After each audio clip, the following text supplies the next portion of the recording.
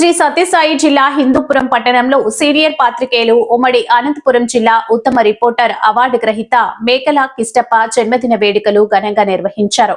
ఈ సందర్భంగా సీనియర్ పాత్రికేయులు సూర్యప్రకాష్, రిపోర్టర్ గోపాల్ మరియు రిపోర్టర్ చాంద్ బాషా ఆధ్వర్యంలో కేక్ కట్ చేసి శాల్వాతో సన్మానించారు. ఈ సందర్భంగా సీనియర్ పాత్రికేయుడు సూర్యప్రకాష్ మాట్లాడుతూ సీనియర్ పాత్రికేయులు మేకల కిష్టప్ప పాత్రికేయ రంగంలో విశేషమైన సేవలు అందించారు.